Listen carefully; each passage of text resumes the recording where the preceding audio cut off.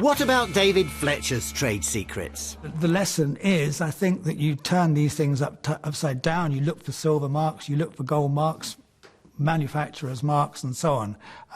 You know, use what knowledge you've got and use the very business of going to car boot sales to improve that knowledge. Wow, this is a stylish thing, isn't it? A cigarette lighter, of course. Tell me how you came to own it.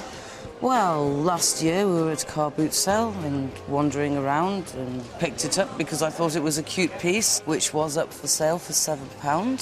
£7? Yes, right. And the boyfriend bartered it down to £4.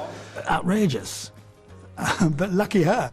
I'm pretty certain it's by Dunhill. And what's more, it looks to me that it was made between the wars. It's sort of in the Art Deco style. Reminds me a bit of a skyscraper. You know, that very modern style of architecture that was sweeping America in the 1930s. Very understated base and capital, really, echoing the sort of architectural theme. But above all else, it's just a cool thing to own. Smoking was in itself stylish, and that particular cigarette lighter was one of the earliest ones to be manufactured, so you could just use one hand. There's a sort of elegance about it, isn't there, really?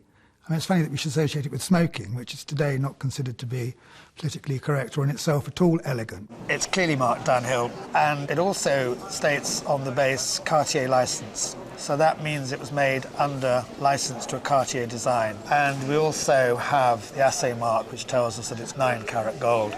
Well, Cartier is one of those big brands. I think it was Edward VII who said Cartier is a jeweller for kings and the king of jewellers. And very fitting that a Dunhill lighter, which itself is a brand associated with quality and style and class, should in this instance tie up with Cartier. I think it's worth somewhere between £250 and £350. But how much did this bargain buy go for? The 9-carat gold Dunhill Cartier Tallboy lighter, London 1934, with the engine turn case. I've got 2 commission bids. I'm starting it at 460 starts me. At 460. 480 now. At 460. At 460. Bang, sold. Well, your chap turned a good profit on that, didn't he? Yes, he did. The auction finished very quickly. I was very surprised, but that's the way it is. There were bidders out there who wanted it, and they were falling over themselves to buy it.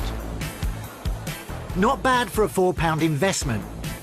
Now, one of my top tips is always look for a good name, like Cartier or Dunhill. There's an immediate cachet and value.